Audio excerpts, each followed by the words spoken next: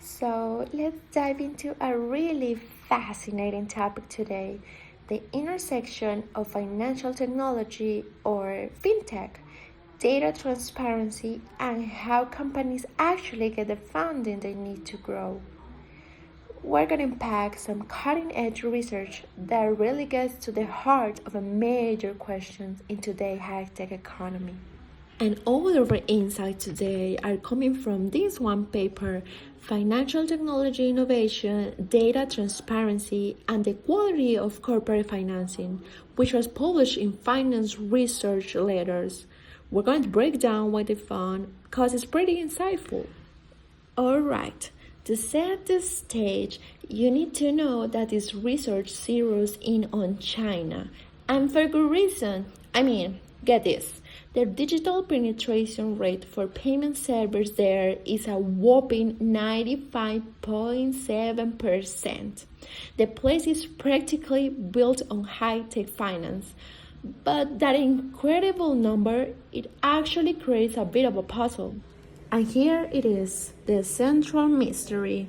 If you've got all this amazing technology everywhere, why do so many companies, especially the small, innovative ones, still struggle so much?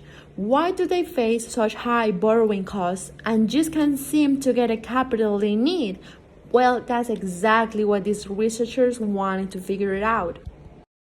So here's our game plan. First, we'll dig into that financing puzzle. Then, we'll look at the models they used to solve it.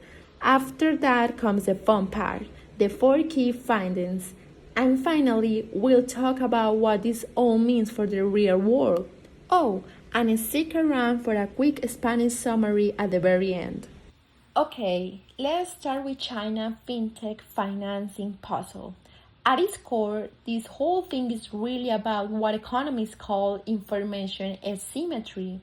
It's just a fancy way of saying there is a gap between what a company knows about its own health and prospects and what an outside investor can see. And this really is the crux of the problem.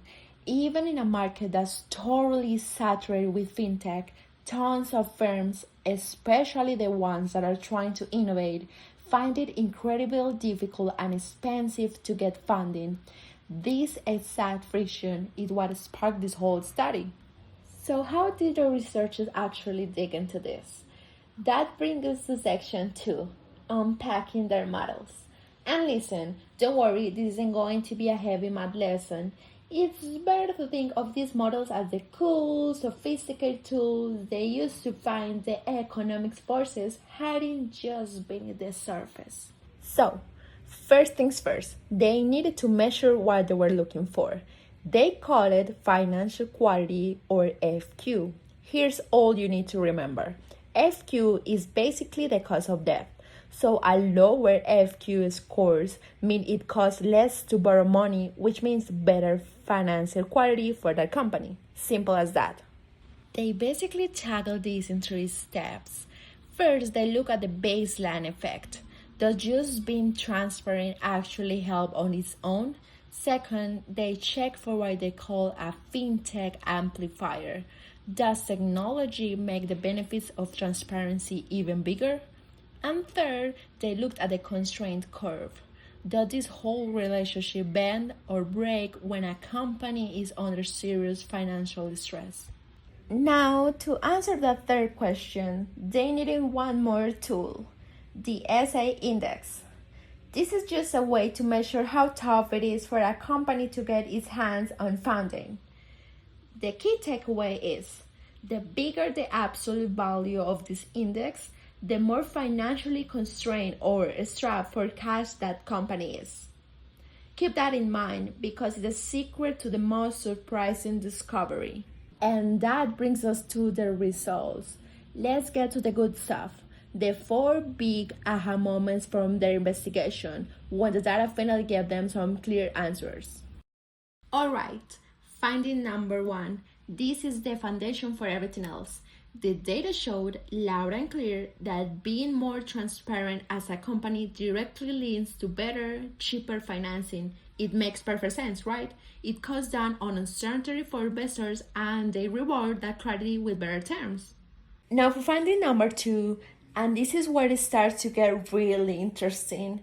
It turns out fintech acts like a powerful amplifier. The researchers found that all those benefits of being transparent, they get a massive boost in places with more advanced financial tech. Fintech actually helps lenders process all the transparent data more efficiently and trust it more, turning into a better loan deals. The third finding adds another fantastic layer to this. That fintech amplifier, it doesn't work the same for everyone. For companies that are pouring money into research and development, the effect is way, way stronger. And why is that? Well, think about it. These companies have complicated assets, patents, intellectual property, brilliant ideas. Fintech is just unequally good at helping investors understand and put a real value on that kind of stuff. But honestly, the most fascinating discovery was the fourth one. It turns out the relationship here isn't a simple straight line. It's way more complex and frankly, a lot more interesting. What they found was something you could call a Goldilocks effect. For companies that are either under a very high financial pressure, I mean they're desperate for cash, or under very low pressure, they are really killing it, transparency has a huge positive impact. But for all those companies just kind of chugging along in the middle, the effect is much, much weaker. So yeah, the effect is U-shaped. When you're in real trouble, transparency is your lifeline to prove you're trustworthy. And when you're a top performer, transparency helps you lock in those premiums rates. But for everyone else in the middle, the extra benefit just isn't quite as big. Okay, so what do we do with all this information? Let's jump to our last session and turn these academic findings into some real-world actions for policymakers and business leaders. For the people making the rules, the message is crystal clear. First, keep making corporate disclosure system better. Push for standards on everything, from financial reports to ESG data. And second, embrace the technology. Build out those big data platforms and use AI to help the market get better at pricing risks and rewarding the companies that are being transparent. And for companies themselves, the advice gets a lot more personal. If you are an R&D heavy firm, you should absolutely be leveraging your patents and copyrights with fintech leaders who actually get their value. If you're a company under a lot of pressure, use transparency to unlock policy-based loan guarantees. And if you're already in a strong position, use that transparency to get the absolute best terms you can. And that brings us to the final takeaway, which is really a question for you to think about in this new fintech era. How is your organization or your team or even your own investment portfolio using transparency to unlock its true value? Because as this research shows, the tools are out there, but knowing how to use them makes all the difference. Y para nuestro resumen en español, los aprendizajes de la semana son 3. Primero, que la transparencia de los datos es fundamental, mejora muchísimo la calidad y el coste de la financiación para las empresas. Segundo, que la tecnología financiera, las fintech, es un amplificador que potencia los beneficios de ser transparente, especialmente para las empresas más innovadoras. Y tercero, y lo más curioso, es que el efecto no es lineal, tiene forma de U. Es mucho más fuerte para las empresas con muchísima presión financiera o al contrario para las que están muy cómodas. Gracias por acompañarme en este video.